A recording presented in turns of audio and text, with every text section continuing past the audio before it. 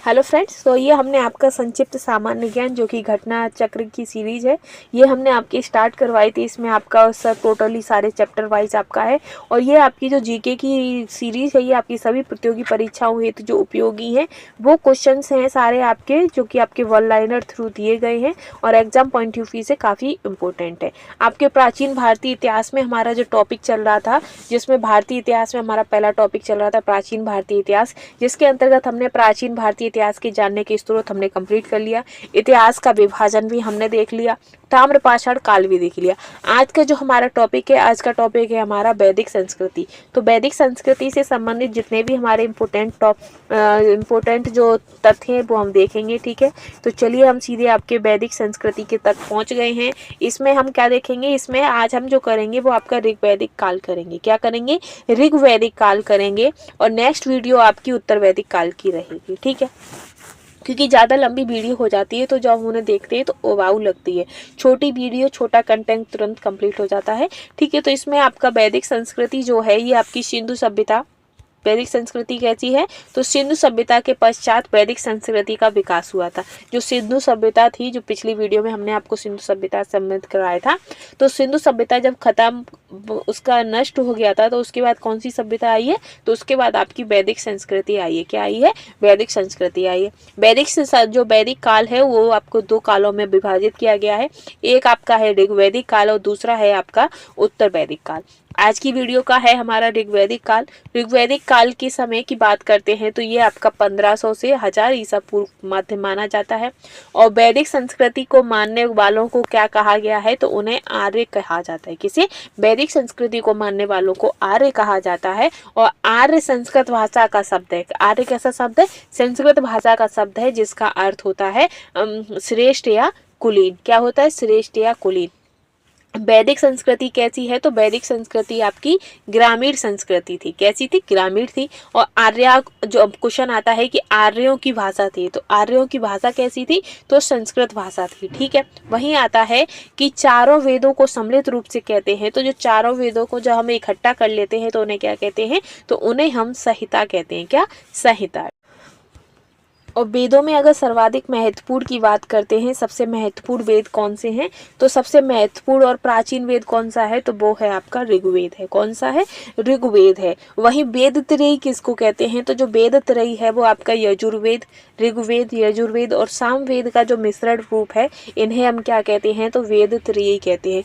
Total वेदों की संख्या कितनी है? तो आप सभी को पता है कि टोटल वेद कौन से हैं? 4 हैं, जिसमें आपका ऋग्वेद, यजुर्वेद, सामवेद और लास्ट कौन सा है? तो वो है आपका अर्थवेद। ठीक है, कौन सा है? अर्थवेद है। ठीक है, आगे बात करते हैं कि वर्ण शब्द का जो प्रथम उल्लेख है वो कहाँ मिलता है? तो जो वर्ण शब्द का जो प्रथम उल्लेख हमें कहाँ प्राप्त होता है? तो ऋग्वेद से प्राप्त होता है। वहीं वर्ण क्या है? तो ऋग्वेद में जो वर्ण शब्द का रंग के अर्थ में तथा कहीं कहीं इसका जो अर्थ है वो आपके व्यवसाय के अर्थ में प्रयुक्त किया गया है।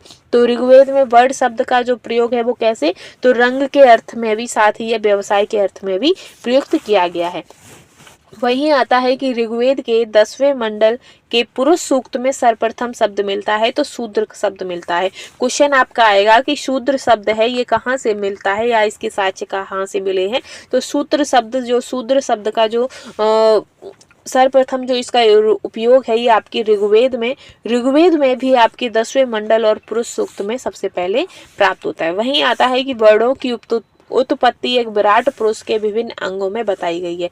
जो 4 वर्ण हैं, उन 4 वर्णों की जो उत्पत्ति है वो विराट पुरुषों के विभिन्न अंगों से बताई गई है। ठीक है, इसी में है कि ऋग्वेद में ईश्वर की महिमा, देवताओं की स्तुति का है और साथ ही वहीं यजुर्वेद में आपका कर्मकांड का, सामवेद में आपका संगीत से संबंधित है। क्या है?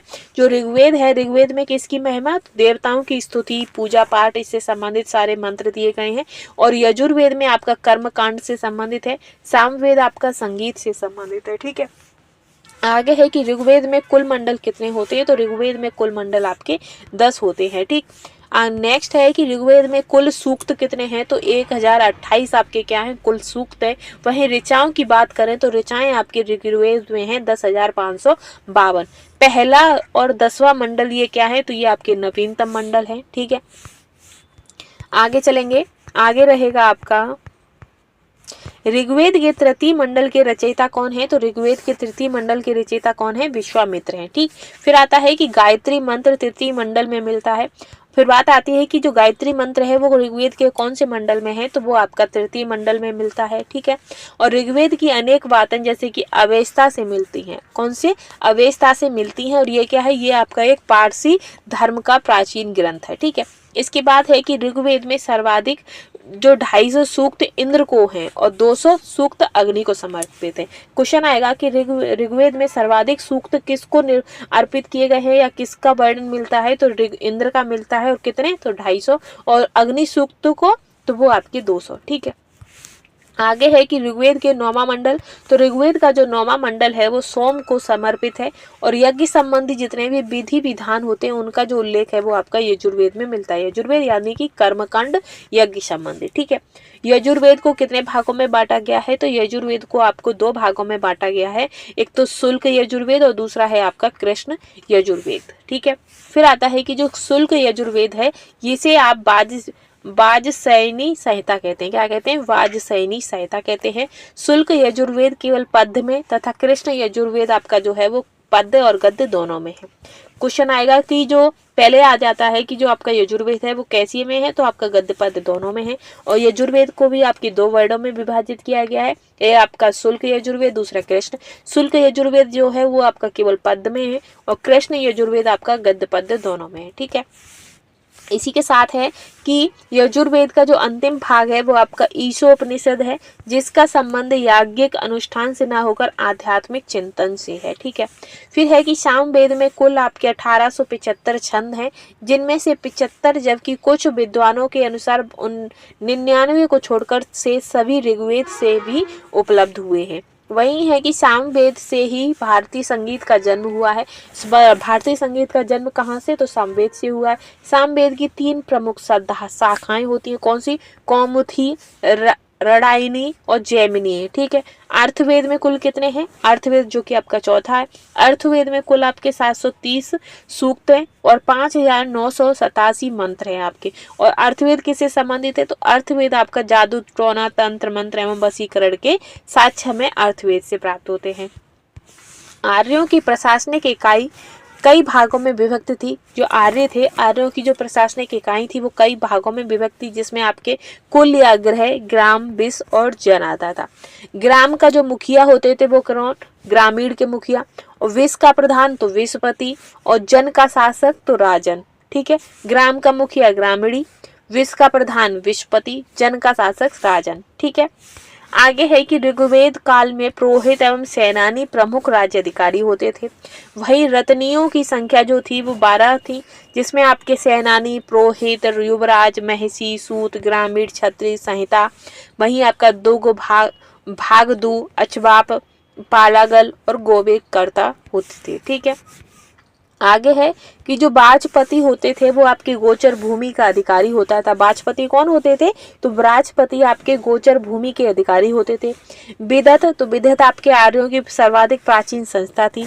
और अर्थवेद में सभा और समिति 2 प्रजापति की पुत्रियां बताई गई हैं। सभा और समिति कौन थी? तो ये आपकी प्रजापति की 2 पुत्रियां। और किसमें? तो अर्थवेद में बताई गई हैं। वहीं सभा वृद्ध, श्रेष्ठ एवं अभिजात सम्भ्रात लोगों की जो संस्था होती थी।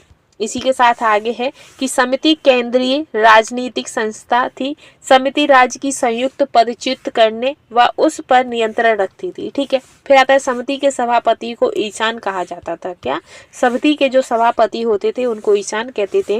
वहीं ऋग्वैदिक काल में स्त्रियां सभा एवं समिति में भाग लेती थी। जो ऋग्वैदिक काल था उसमें लेडीजें क्या करती थी? सभा में और समितियों में भाग लिया करती थी। वही है कि 10 राग युद्ध का जो वर्णन है वो हमें ऋग्वेद से मिलता है। और ये जो युद्ध था ये किस नदी पर? तो ये आपकी पारुषणी नदी, रावी नदी के तट पर हुआ था और सुदास एवं 10 जनों के बीच लड़ा गया था। सुदास इसमें विजय हुए थे। वही है कि उपनिषद, जो उपनिषद दर्शन पर आधारित पुस्तकें थी। उपनिषदों में प्रथम बार मोक्ष की चर्चा मिलती है। अब क्वेश्चन आता है कि जो मोक्ष की चर्चा है या मोक्ष के बारे में जो है वो हमें सबसे पहले कहाँ से? तो उपनिषदों से प्राप्त हुआ है। कठोपनिषद में आपके यम और नचिकेता का संवाद उल्लेखित है। यम और नचिकेता का जो संवाद है वो आपके कठोपनिषद से संबंधित है। ठीक है, फिर आता है कि उपनिषदों में विदेह के राजा जनक, पांचाल के राजा प्रवाह जवाली, केकई के राजा अश्वपति का उल्लेख भी प्राप्त होता है। ठीक है, और काशी के राजा अजातशत्रु का उल्लेख मिलता है। कौन से? काशी के राजा अजातशत्रु का भी उल्लेख मिलता है। ऋग्वेद में सर्वाधिक बार सिंधु नदी का वर्णन हुआ है। कौन सी नदी का? सिंधु नदी का। और सरस्वती जो है, सरस्वती नदी जो है वो ऋग्वेदिक आदि की सर्वाधिक पवित्र नदी को माना गया है। सरस्वती को माते तमा, देवी तमा और नदी तमा भी कहा गया है। आश्रम व्यवस्था में आपका ब्रह्मचर्य, गृहस्थ, वानप्रस्थ और संन्यास था, जो कि आपका उत्तर वैदिक काल में काफी महत्वपूर्ण था। फिर आता है छांदोग्य उपनिषद। इसमें केवल 3 आश्रमों का उल्लेख मिलता है, जिसमें जावालोपनिषद में सर्वाधिक चारों आश्रमों का उल्लेख मिलता है। क्वेश्चन आएगा कि 3 आश्रम जो थे उनका जो उल्लेख है वो कहाँ? तो छंदोपनिषद में। और चारों आश्रमों की जो बात है वो आपकी ज्वालोपनिषद में मिलती है। ठीक है, इसी के साथ है कि नैतिक व्यवस्था का प्रधान होने के कारण जो ऋषि तो का भी कहा जाता है। बृहस्पति को वैदिक देवताओं का पुरोहित माना जाता था। किनको? बृहस्पति। फिर आता है कि वैदिक साहित्य में कई ऐसी विदुषी स्त्रियों का उल्लेख मिलता है जिन्हें वेद मंत्रों की रचना की थी, तो वो उसमें आपके अपाला, घोषा, विश्वारा और लोपामुद्रा भी शामिल है। ठीक है, अब है ये आपका वैदिक युगीन प्रमुख शब्दावली है और उनका अर्थ दिया गया है। ठीक है, जैसे कि आपका अधन्या किसको कहते थे? तो जो अधन्या है वो हम वध न करने योग्य अर्थात गाय का वर्णन है। उर्वरा, तो उर्वरा हम जुते हुए खेत से संबंध। लांगल ये आपके हल को कहते थे। वृक आपके बैल को। यव जौ को कहते थे। गोधूम गेहूं को। हिरण्य या सुवर्ण ये आपकी सोना को कहा जाता था। वहीं जो करीस है, करीस को गोबर की खाद कहते थे। बैकनाट आपके ऋण देकर ब्याज लेने वाला जो वर्ग होता था उसको बैकनाट। तंदुल आपके धान को। वहीं व्रीहि चावल को कहा जाता था। ठीक है, अब ये आपकी बात करेंगे जो लोप मुद्रा ऋषि अगस्त की पत्नी थी। कौन थी? जो लोप मुद्रा थी ये आपकी ऋषि अगस्त की पत्नी थी। आर्यों का जो समाज था वो आपका पितृ प्रधान था, यानी कि वहाँ की जो सत्ता होती थी वो आदमियों के पास होती थी। समाज की सबसे छोटी इकाई परिवार या कुल कहलाती, जिसका मुखिया पिता होता था, जिसे कुलप कहा जाता था। ठीक है, आगे है कि ऋषियों जो स्त्रियां होती थी तो पतियों के साथ यज्ञ कार्य में भाग लेने के लिए स्वतंत्र थी। वहीं बाल विवाह एवं प्रथा जो पर्दा प्रथा का कोई प्रचलन नहीं था। जो ऋग्वैदिक काल है उसमें आपकी बाल विवाह या पर्दा प्रथा का कोई भी प्रचलन नहीं था। विधवा अपने मृतक पति के छोटे भाई देवर के साथ विवाह कर सकती थी, जिसे नियोग प्रथा कहा जाता है। यानी कि अगर किसी लेडीज का कोई पति खत्म हो गया, अगर उसका छोटा देवर है तो वो अपने देवर के साथ रह सकती थी और उनके साथ विवाह कर सकती थी। ठीक है, और इसी प्रथा को नियोग प्रथा कहा जाता है। फिर है कि आजीवन अविवाहित रहने वाली महिलाओं को अमाजू कहा जाता था, यानी कि जो महिलाएं कभी भी शादी नहीं करती थी आजीवन, उन्हें अमाजू कहा जाता था। पशुपालन एवं कृषि आर्यों का मुख्य व्यवसाय था। पशुपालन और कृषि क्या था? आर्यों का प्रमुख व्यवसाय था। आर्यों का प्रिय पशु कौन सा था? तो प्रिय पशु घोड़ा था। आर्यों के सर्वाधिक प्रिय देवता कौन थे? तो इंद्र थे। ठीक है, वहीं अब आपकी बात आती है कि ऋग्वैदिक काल के लोग लोहे का उपयोग नहीं करते थे और सिंधु काल में भी आपके लोहे के साक्ष्य नहीं मिले। फिर है कि उत्तर वैदिक काल में प्रयोग की जाने वाली जो धातु है उसमें आपकी श्याम अयस और कृष्ण अयस की चर्चा मिलती है। कौन सी? श्याम अयस और कृष्ण अयस। लेन देन में वस्तु विनिमय प्रणाली थी। वस्तु विनिमय यानी कि हमने आपको, जैसे आपके पास अगर हम फसल पे बात कर लेते हैं, यानी कि किसी की खेती में धान तो किसी के में गेहूं, तो जो गेहूं है तो वो एक दूसरे से साझा कर लेते हैं, यानी कि तुम हमें गेहूं दे दो, हम तुम्हें धान दे देंगे। ठीक इस तरीके का, यानी कि वस्तु विनिमय। फिर है कि व्यापार वाणिज्य का जो कार्य था वो पड़ी वर्ग के लोग करते थे। कौन? पड़े वर्ग के लोग। फिर है कि अग्नि की पूजा मनुष्य एवं देवताओं के बीच मध्यस्थ की भूमिका निभाने वाले देवता के रूप में की जाती थी। यानी कि जो अग्नि की जो पूजा होती थी वो क्यों? क्योंकि वो पूजा करते थे कि मनुष्य और देवताओं के बीच जो कड़ी होती थी उसे अग्नि रखा जाता। आज भी अगर आप देखेंगे कि जो पूजा पाठ होती है वो बिना दीपक जलाए या बिना अगरबत्ती को जलाए या बिना हवन किए नहीं होती है। हवन में भी अग्नि को प्रज्वलित किया जाता है।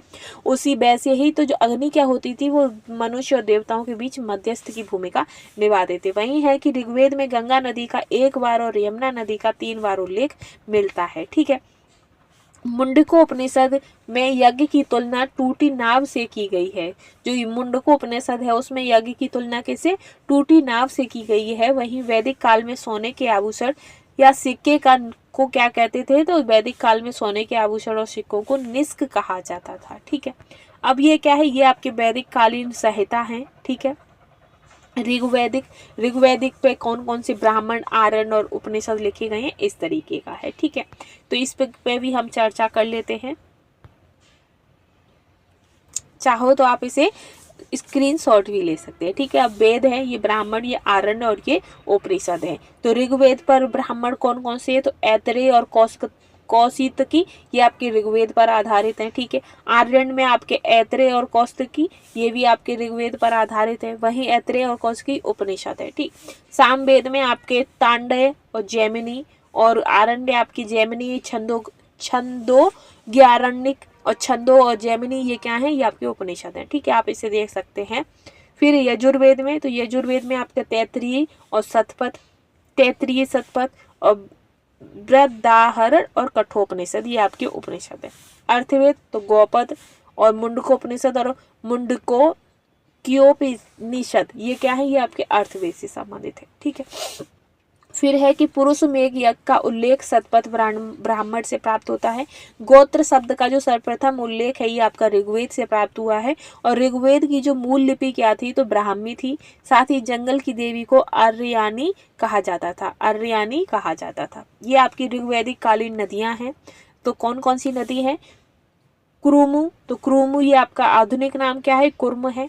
और फिर वही है वित्सा का आधुनिक नाम झेलम, परुशुड़ी रावी, बिपाशा ब्यास, द्रस्वती घगर, सुवास्तु स्वात, कुंभा काबुल, अस्किनी चिनाब, शतुद्री सतलज, सतानीरा गटक, गोमती गोमल, ये क्या है, ऋग्वैदिक कालीन नदियां हैं। ऋग्वैदिक कालीन देवता, तो ऋग्वैदिक कालीन देवता कौन कौन से हैं, ये भी इंद्र को युद्ध का नेता या वर्षा का देवता कहते थे। ठीक है, अग्नि आपके देवता, मनुष्यों के बीच मध्यस्थ। वरुण आपके आकाश, पृथ्वी, सूर्य निर्माता, समुद्र देवता, जगत का निर्यात, देवताओं का पोषक, ऋतु निमक, सत्य का प्रतीक, ऋतु परिवर्तन, रात या दिन का कर्ता कौन थे, तो वरुण थे। धौ आपके आकाश के देवता थे। सोम आपके वनस्पति के देवता। उषा आपके प्रगति एवं उत्थान की देवी थी। अश्वनी आपकी विपत्तियों को हराने वाले देवता होते थे। वहीं आपके जो पूषण है, पूषण आपके पशुओं के देवता। विष्णु आपके विश्व के संरक्षक एवं पालन करता थे। मरुत आपके आंधी तूफान के देवता और रुद्र आपके आसुरी शक्तियों का दमन करने वाले देवता थे। तो ये आपके ऋग्वेद से संबंधित जितना भी था वो हमने सारा देख लिया है। अब जो आपकी नेक्स्ट वीडियो रहेगी वो आपकी रहेगी उत्तर वैदिक काल। उत्तर वैदिक काल हम जब समाप्त कर लेंगे तो उसके बाद आपका आ जाएगा बौद्ध धर्म। क्या आएगा, बौद्ध धर्म आएगा। ठीक है, चलो हम उत्तर वैदिक काल भी आपका कंप्लीट कर ही देते हैं, ज़्यादा नहीं है, थोड़ा सा ही है। ठीक, उत्तर वैदिक काल जो कि आपका इसके समय सीमा देखी जाए तो इसकी समय सीमा 1000 से 600 ईसा पूर्व थी। उत्तर वैदिक काल का इतिहास मुख्यतः यजुर्वेद, सामवेद, अर्थवेद, ब्राह्मण वेद, अर्थ, आरण्य और उपनिषद ग्रंथों पर आधारित है। इस काल में वर्ड जन्म के आधार पर निर्धारित होता था, यानी कि बच्चे जिस का वर्ड में आपका जन्म होगा आपका वर्ड भी वही होगा। इस काल में लोगों को लोहे के हथियार का प्रयोग करने लगे थे। ठीक है, इस सभ्यता का जो विस्तार है वो गंगा यमुना दोआब तक विस्तृत हो गया था। उत्तर वैदिक काल में आजीविका का मुख्य जो आधार था वो आपका कृषि था। शतपथ ब्राह्मण में कृषि की 4 क्रियाएं दी गई हैं। किसमें, शतपथ ब्राह्मण में 4 क्रियाएं कौन कौन सी दी गई हैं, तो वो आपकी दी गई है, जैसे जुताई, बुवाई, कटाई या मड़ाई का उल्लेख हुआ है। वही है कि काठक संहिता में 24 बैलों द्वारा खींचे जाने वाले हल का भी प्रयोग किया गया है। 24 बैलों द्वारा खींचे जाने वाले हल का प्रयोग किस में मिलता है, तो काठक संहिता में मिलता है। वही है कि कृषि और विविध शिल्पों में प्रगति के कारण उत्तर वैदिक कालीन लोग स्थायी निवास करने लगे थे। ठीक है, इसी के साथ है कि इस काल में हल को सिर और हल रेखा को सीता कहा जाता था। फिर है कि उत्तर वैदिक काल में मुद्रा की जो इकाई थी वो निष्क और शतमान थी। क्या थी, निष्क और शतमान थी। वही है कि प्रजातांत्रिक संगठनों में सभा समिति तो बनी कर रही, किंतु विदत का अस्तित्व समाप्त हो गया था। किसका, विदत का। ठीक है, आगे है कि सभा में स्त्रियों का प्रवेश वर्जित हो गया था। ऋग्वेदिक में क्या था कि उसमें स्त्रियों का प्रवेश जो था वो सभा में होता था, लेकिन अब जो उत्तर वैदिक काल में स्त्रियों का प्रवेश वर्जित कर दिया गया था। वही है कि उत्तर वैदिक काल में स्त्रियों की जो स्थिति थी उसमें गिरावट आई थी। ठीक है। फिर है कि शतपथ ब्राह्मण में इस काल की अनेक विदुषी महिलाओं जैसे गार्गी, मैत्रेय आदि का उल्लेख मिलता है। इस काल में गोत्र प्रथा स्थापित हुई। गोत्र का शाब्दिक अर्थ होता था गोष्ठ या वह स्थान जहाँ समूचे। फिर आता है कि वेदों को समझने के लिए 6 वेदांगों की रचना हुई थी। तो जो वेदांगों की जो रचना थी वो आपकी उत्तर वैदिक काल में हुई थी। 6 वेदांग कौन से थे? तो वो ये रहे आपके, जिसमें आपके शिक्षा में आपका नाक, निरुक्त में कान, ज्योतिष में नेत्र, कल्प में हाथ, व्याकरण में मुख और छंद का पांव। ये क्या थे? वेदों के अंग थे। ठीक है। इधर है कि कुल का गोधन पाला जाता था, लेकिन कालांतर में एक ही मूल पुरुष से उत्पन्न लोगों के समुदाय के अर्थ शब्द रूढ़ अलग हो गए थे। पूषण जो पशुओं के रक्षक देवता थे अब शूद्रों का देवता हो गया था। ठीक है। फिर है कि उपनिषदों में स्पष्ट यज्ञों और कर्मकांडों की निंदा की गई है तथा ब्रह्म की एकमात्र सत्ता को स्वीकार किया गया है। ठीक है। अब ये क्या है? ये आपके 6ठी शताब्दी में धार्मिक आंदोलन, तो ये हम नेक्स्ट वीडियो में लेंगे, जिसमें आपका बौद्ध धर्म है, जैन धर्म है, विष्णु धर्म है, ये सभी आए हैं। ये आपका जैन धर्म हो गया, विष्णु धर्म हो गया। ठीक है। विष्णु धर्म, भागवत धर्म आ गया। ठीक है। फिर इसके बाद हम मगध पे पहुंचेंगे। तो आज की सीरीज को हम यहीं समाप्त करेंगे। अगर आपको हमारी वीडियो पसंद आई है तो प्लीज़ चैनल के साथ बने रहिएगा और हमें सपोर्ट भी कीजिएगा। तो आज के लिए बस इतना ही। Thanks for watching.